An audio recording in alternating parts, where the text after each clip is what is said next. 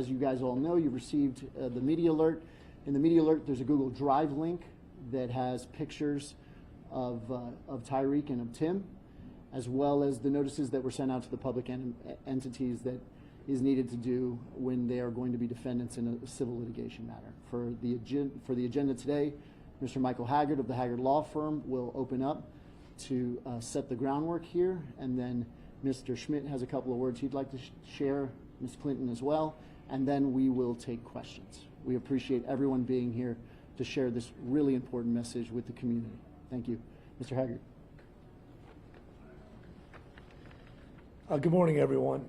My name is Michael Haggard, along with my partner, Doug McCarron. We're here to announce that a lawsuit is going to be filed against the City of Orlando, the Orlando Police Department, and the entertainment district known as The Block, and a number of those restaurants in downtown Orlando, involving the tragic and terrible mass shooting during Halloween of last year. 19-year-old Tim Smith Jr., who you see right here, and 25-year-old Tyreek Hill, two absolutely innocent young men, had their lives taken that evening, and we from the Haggard Law Firm stand with both Tim Smith Sr. and Teresa Clinton in this pursuit of justice. It's another mass shooting. And you know, that rolls off the lips just a little bit too easy in the United States and in the state of Florida. Our firm has handled the Parkland mass shooting at Marjorie Stoneman Douglas, the Dollar General shooting in Jacksonville, the shooting of 3 football players at the University of Virginia, the shooting at the Hot Yoga in Tallahassee, and many more. We stand here next week, 9 years after Pulse, where 49 people lost their lives. And everybody in the community should ask one question: has anything changed? Has anything changed in society? Has anything changed in how businesses deal with this, the government deals with this, or anything along those lines? As we know, last year during Halloween, around approximately 75,000 people descended upon downtown Orlando for this event. We know that these events happen often. They are huge. There are huge tax revenue events. They're for-profit companies making money. It's like having an NFL football game, as we all know. These parents want answers. They want answers as to who planned everything, who pulled the permits, who is in charge of security, who is in charge of ingress or egress. There were 10 victims that night. We know that Tim and Tyreek lost their lives and left behind these 2 amazing parents who met because of this tragedy. 7 other people were shot. 1 victim was trampled in this terrible tragedy. We have filed notices of intent to sue the City of Orlando and the Orlando Police Department, as we're required to do under state law, but we will be suing a number of private organizations within the entertainment district, the Block, and a number of different entities. And those are the questions we have to find out. How did this private-public partnership work? What was the planning going into security for this event? We all know that they had noticed early on that evening of this assailant when he was confronted by police. What happened after that? And how can this be prevented again? We sit here in a society where just this year we've had several hundred mass shootings. The United States averages over 600 mass shootings a year since 2020. That is not 3,000 shootings, ladies and gentlemen. That is 3,000 mass shootings. We need answers. Orlando needs answers from their government and from this entertainment district. And most importantly, Teresa and Tim need answers as to how this happened and how this will never, ever happen again. With that, we'll take questions. Well, I think Tim will talk first.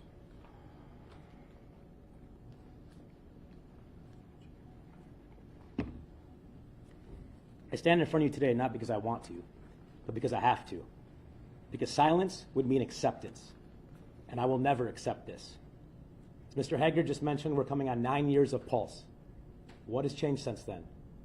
What's it going to take, Orlando? When are you going to shape up, start looking after people? This is a tourism destination, one of the top in the world. You want people to keep coming here? Shape up. This keeps happening. It's indescribable. What's it going to take? A shooting at Disney? A theme park? In a sports arena? Why are the streets not safe, but those places seem to be? I'll never understand that. I'll tell you a little bit about my son, the one whose blood stain I found in front of the Sly Fox on Orange Avenue just yesterday. It's still there. He died in the street like a dog in Central America. He didn't deserve that. Seeing that wiped out every good memory that I had here in Orlando with my parents. We came here from the Midwest many, many times, sharing memories at theme parks, seeing the beaches at Coco, etc. All the soccer I had with my son, playing around this area in tournaments, the Disney Springs tournament, the Disney tour, wiped with one fatal shot to the heart. Because we don't know. That's what we're trying to find out. My son was overachieving. He had friends of all walks of life. The best friend circle a parent could ever ask for. Always laughing, always working on himself. Parents, coaches, teachers even reach out to me every single day to get lunch, to get a drink, to talk, to share pictures. That's who he was. His funeral had over 1,000 people there. We probably had more security at that funeral than they did on that street that night of the fatal deaths of these two right here. That's how impactful he was.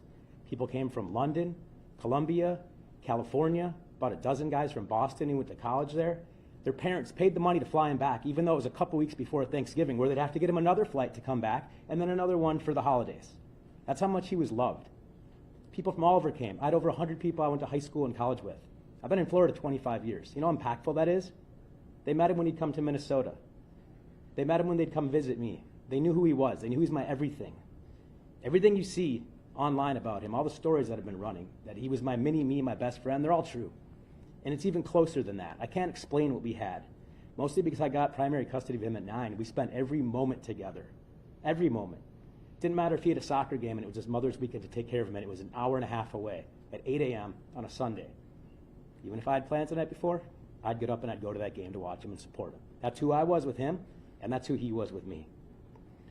Books, weight room, YouTube videos, he did everything he could to advance his life and excel. He was a sponge. He wanted to learn. He was going places. That's who he was, and that's who was taken from us that night.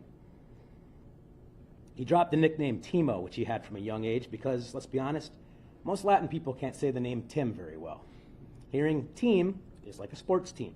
No, it's Tim, you guys. It's Tim. But he did that because he wanted to be just like me. He wanted the junior-senior thing to be carried. It's something that he was proud of. One day he approached me and said, "Dad, can you change your Instagram name?" I said, "What do you want me to change it to?" He said, "Well, it's Tim Schmidt 9. It should be Tim Schmidt Sr., and I'll be Tim Schmidt Jr." And after that, he took us to get tattoos, which we have on our arms that say junior and senior. Forever bonded. I'll never see him graduate college, secure a career, get married, have kids, and I'll never have grandkids to spoil. Instead, we channel this pain into fuel, the charity, to help my son, to help people go through things with similar tragedy. My son has helped so many people in his life, and all those messages are on our charity website, which is now live, untilforever.org. You can read his story, and you can read all this outpouring of support I got on messages from people I knew and didn't know about how he helped them. And those are all put together in one montage that you can read and digest. So we want to be there to help people. Funeral expenses, therapy, meals, anything. We're going to help. Our mission is here to help victims, families of senseless crimes, the ones that took Tyreek and my son.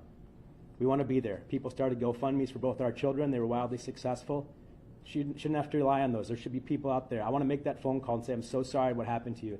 Here's how we're going to help you." We want to lift the burden off those people. So anyone out there who wants to be involved at a corporate level or donate, anything helps. It can be time, it can be resources. Reach out to us directly, untilforever.org. I was so touched when my son called me a problem solver and a leader in his best man speech just over a year ago in Costa Rica. I have to prove him right. So along with the help of family and friends, I'm turning this pain into purpose. Untilforever.org is our fuel. I'm not here asking for sympathy. Thoughts and prayers are appreciated, but they don't stop bullets. Help us any way you can and know that's going to a great cause.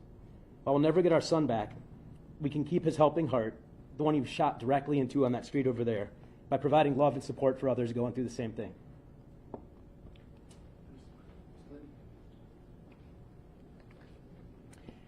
Hello, everyone. As I stand here today, I never thought that I would be standing here to talk about my son in this way, in this circumstance. But as a mother, I wanted to be behind here talking about the success. On November the 1st, 2024, my son, he wanted to be an entrepreneur like his mother.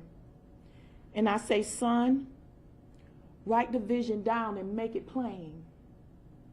And that very day of November the 1st, 2024, me and my son was going to sit, because he worked for the tow company in Winter Garden, the car store, Mr. Garrett, whom he loved and he shadowed and he looked up to. My son was about to purchase his first towing truck at the age 25, but he never made it.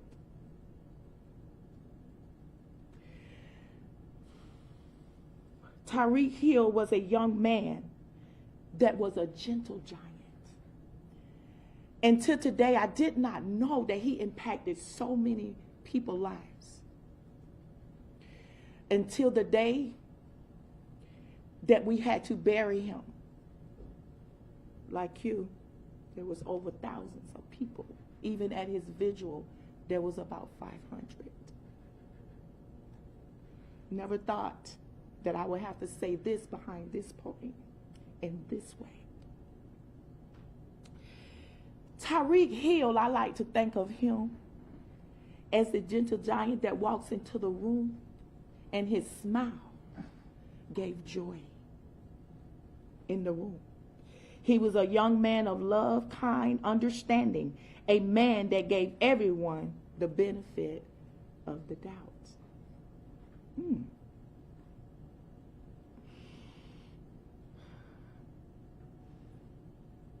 He would light up a room.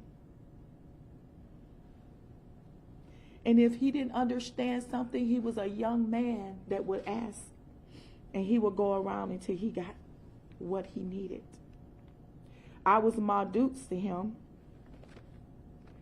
I was special to him. The only man that ever kissed me on my forehead.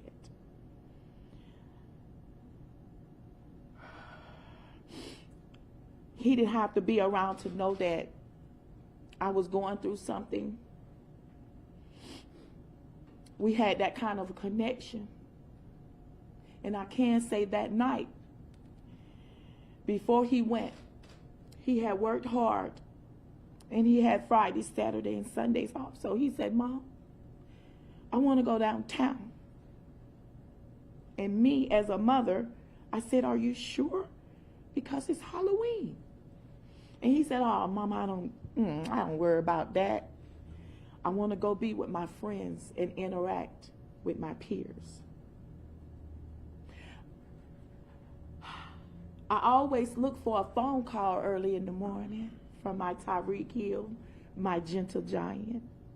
I got a phone call that morning, but it was not him. But on Friday, November the 21st, 2024, I was waiting on a phone call, and I got one, but it was not from my gentle giant. I would never hear his voice again. Oh, how I would long to hear that voice. To lose your child like this is the worst thing ever. We know that we all have to leave here, but what a way to go. Because of someone else's negligence, inconsiderate, I don't care.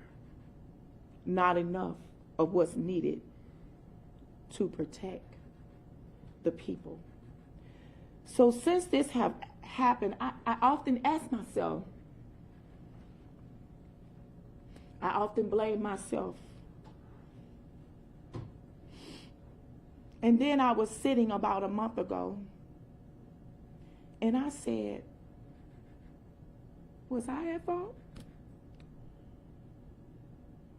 Because I felt like I didn't protect my son.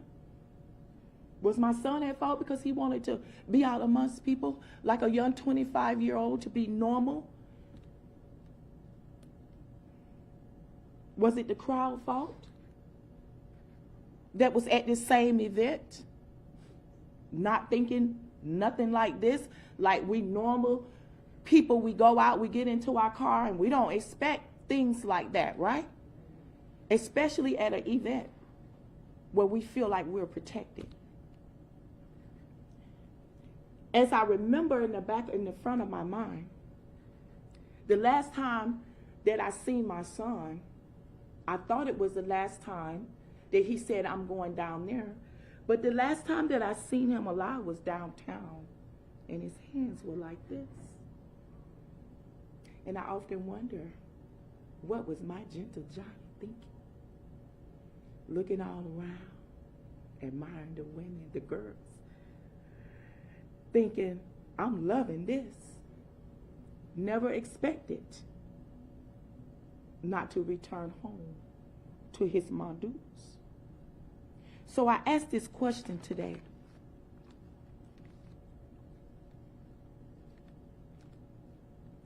Who do we blame? The young man that did the act, the crowd, Timothy and Tyreek, the parents, you all? We can point the blame at anybody. But who will step up and make a change? The change started that night for me. Let's make a difference. It don't have to just be us. It can be all. Or is it just another person dead in the streets? Hey, and another suspect in jail. And that's where it all ends. And that's not where it should be. We should make a difference. Who will we blame? We will take questions now, please. Mr. Schmidt, Yes. when did the light click that you want to turn this pain to a purpose with this nonprofit charity? I know you posted this on your Instagram story after the FSU mass shooting. Just when did it click that you wanted to keep your son's legacy alive in this fashion? He's always had a passion for helping people, and that's evident on the website as I referenced earlier. But just a few months after, we have a lot of support locally in South Florida, Fort Lauderdale area. And people wanted to do events to keep his memory present. They went as far as a club he played for, Plantation, named their Thanksgiving trophy after him. It's called the Tim Schmidt Jr. Trophy.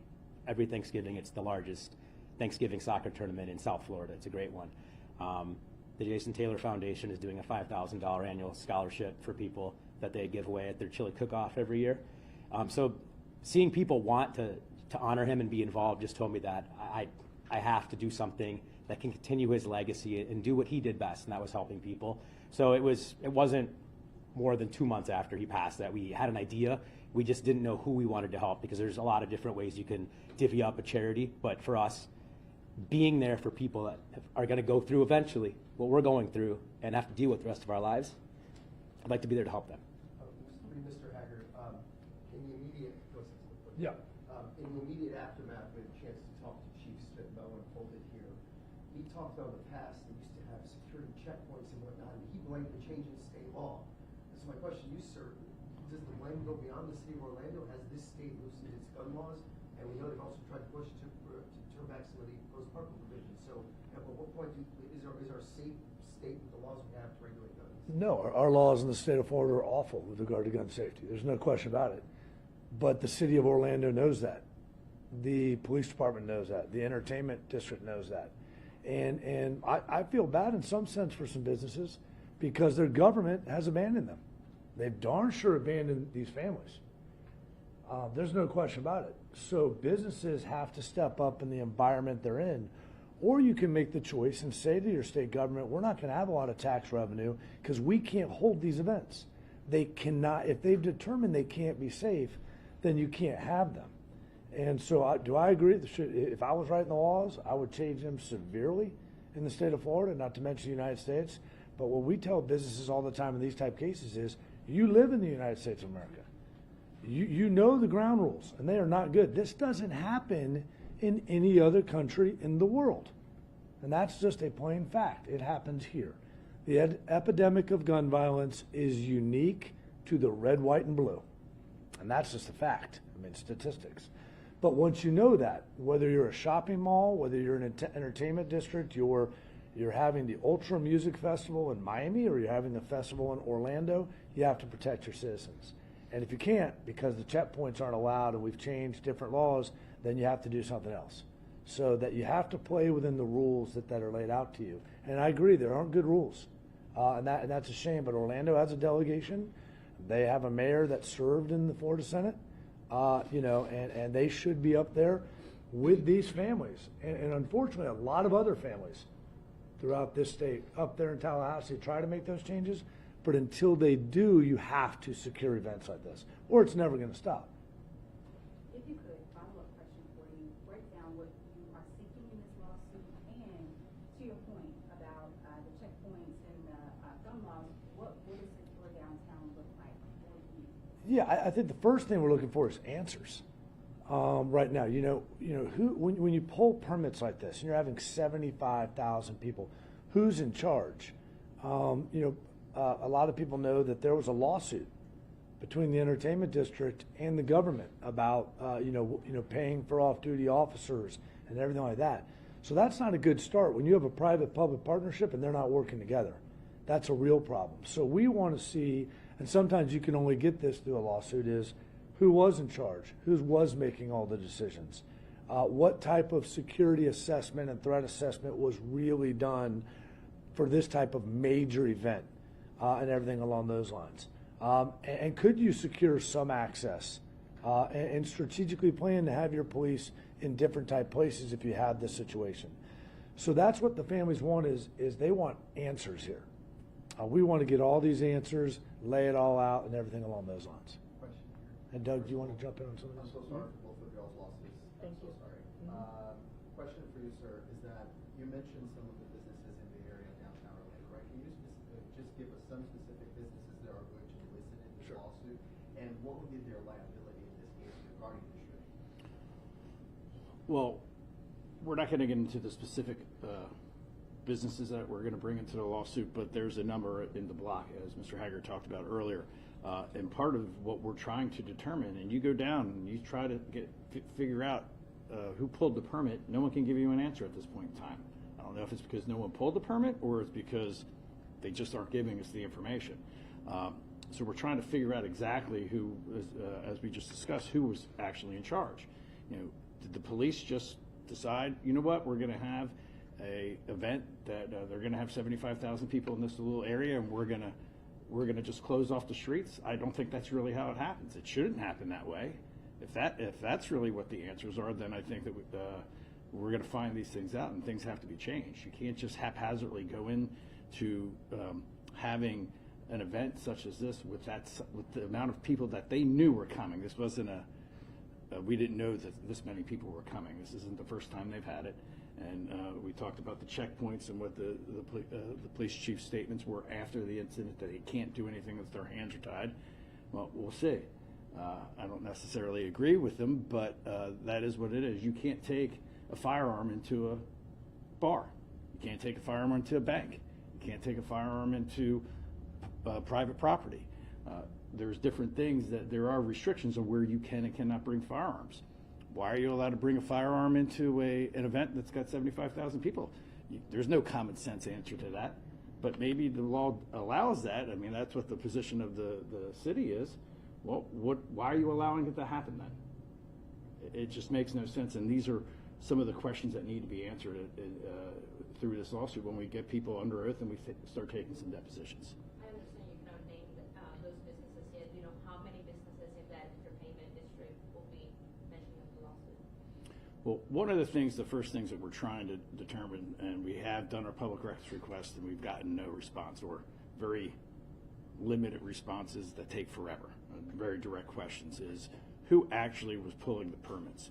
And is it an entity or is it a group of entities? You see in the lawsuit that was filed, I believe approximately a month before, there was a group of folks, a group of businesses that obviously followed the lawsuit. They didn't want to have to pay for the off-duty police officers. That was the whole, I mean, to boil it down, that's what they were complaining about. They're saying, why is that all on us? You don't charge other entities.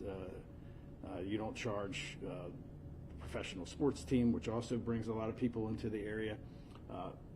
That was what their complaint was, and I know that case is still ongoing. So those are the different types of things that we're trying to determine, and we just haven't gotten anywhere without with our public records request, which we should already have those answers, but we don't. Tim and Teresa, it's my understanding that you hadn't met each other until First- today, so first I'm time. just curious what it's like for the two of you to both come together under these circumstances and what a tragic bond you both share. Yeah, we're in an awful club. An awful club that you don't want to be in. Nope. So, you know, we've been talking about how much this means to me. It wasn't by design or anything like that. I haven't stepped foot up here, other than at UCF for an Eternal Night celebration, which was very nice. I haven't stepped foot in this area since the day we picked up his belongings. So, yeah, and she lives up here, and obviously it's all Florida. Yes. But it was really nice to meet, and we'll definitely be in touch forever. Yes, I was waiting. I couldn't wait. When it first happened, things so quickly. But he did, I guess it was him reached out to my baby son, through whatever. And I said, I just want to be able to meet him because our sons, left here somewhat the same. One, was it to the chest? Yeah, Heart. Mine was to the head. And the thing that we have, in common with all of this is the same person that did the act, and we're just basically trying to find out what's going on here. My thing was downtown a lot, but I've pushed back because it's very fearful. I used to love to come down, but when you keep seeing things over and over, it kind of, So like, I want to say we're trauma bonding, right? Yeah. Trauma bonding, yeah, and we're gonna make a difference. One more question for Mom, and, like I said, thank you so much for sharing your stories. I know you talk about carrying the legacy of your son through charity. How do you carry your son's legacy? Me? Introduce yourself. Oh, I am in the process of doing that as well. Like I say, I'm an entrepreneur, so I kind of a little behind, but my heart was in the right place where I want to be to carry his legacy on, where we will be able to help different families, like he said, be able to say, what can we help you with? And not just at that moment, but moving forward. Like some people can't afford grief counseling. We want to be able to do that. We want to be able to do, I've already started mentorship with some men that in the area to different young men, starting at the age, because I have a grandson. And I definitely don't want him to go down this route, and I definitely don't want him to go out the way my son did. So the mentorship starts at the age 13, and it goes all the way to the age 25. And the reason why I chose 25, because that's the age that my son lost his life. So we're me and my family, which is my other 3 children, we're sitting down and we're doing some things. And Ms. Tawana Ware, who is here, Village of Love, who I am a part of, we have already started the paperwork to start my foundation for Tyreek Hill, aka Rico. Any other questions? And this is for the parents, and again, my condolences for Rico's loss. Has OBD said anything to y'all as far as their own investigation is concerned about why this took place? No. No. No. And is there any message that you would like to leave with for the shooter himself? I understand he's still locked up, but is there anything Just on the criminal case, since it's ongoing, they don't really want to comment on that and affect the prosecution anyway, but thank you, no. Lastly, any message in terms of how you want everybody to remember the legacy of your sons? You know, our last conversation was the last text I said to him after he sent my wife and I a picture of him in his outfit with friends that were visiting from South Florida. They weren't from up here. They were visiting him for Halloween weekend. They did Halloween Horror Nights, and then they went to this celebration the night after. They were out to have a great time. He was a designated driver that night, and he was just doing it to show his friends around the area and have a great time with them. And my last message to him was, have fun and take care. And he always went out with a smile on his face and never had a bad bone in his body. And again, he was just doing that to show his best friend Simon, who came up from Pembroke Pines, Florida. He wanted to show him around. He showed him all of UCF. He showed him Halloween Horror Nights. I think they did it on their park that week. And, you know, he wanted to show him where he hung out and where he had memories. And that was just him. He wanted to give everybody every ounce of his energy and spirit that he had. Mine would be my son, as everybody know, his smile and his love for people. That's how I want everybody to remember my son. That he loved it you. It don't matter what. He loved it you, and a lot of young men after this happened came to me and said that he was a great inspiration. One man said, young fella said that he wanted to commit suicide. And he said, your son came to me with no gas in his car, didn't know whether he was going to make it, to sit with him and to talk with him. And he said, it's because of your son that I'm still here. So his encouragement and his light that he brings into a room. Any other, sir, attorney, like this lawsuit, seems you guys are looking for accountability, right? Yeah, accountability and answers. Absolutely. And one thing I would say to everyone, you know, we've talked about Tim and Tyreek so much as the parents' loss. I want to be very clear. This is all of our losses. I mean, when you have two young men like this, ironically, two entrepreneurs with two of the most incredible smiles, all you've heard about is the effect they made on others. Gun violence is a tremendous loss for all of society. You can't have a society when you lose young, just absolute leaders, and people are going to be productive in your society. And that's why I agree that the state has left us behind, the nation, but we really have to get that accountability here, get the answers so it doesn't happen again. Like Doug was saying, don't hide the information. And if you all want to do some FOIA requests, we would encourage you to do so from the media, because we've got to get these answers so it doesn't happen again. I've stood here too many times with families, and we're just losing our youth. 40,000 people a year die in the United States from gun violence. It's the #1 killer of 18 and older. For the first time ever in the United States 2 years ago.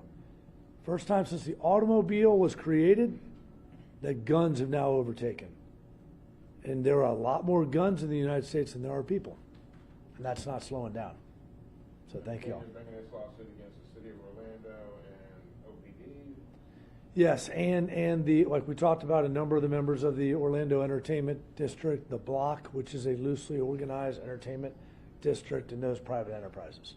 And is there a timeline for when that lawsuit will be filed? It will be filed this month. And just as everyone probably knows, this month is the start of, and this month is Gun Violence Prevention Month. So the family warrant, these two incredible parents who met today, you know, I wish they didn't ever have to meet, although I'm sure you guys would have been friends, but to have to meet over this, they wanted to do this now and try again to get as much awareness out there that we can with this tragedy, to do whatever we can to save all of your children and everyone's children. Any other questions? Thank you very much.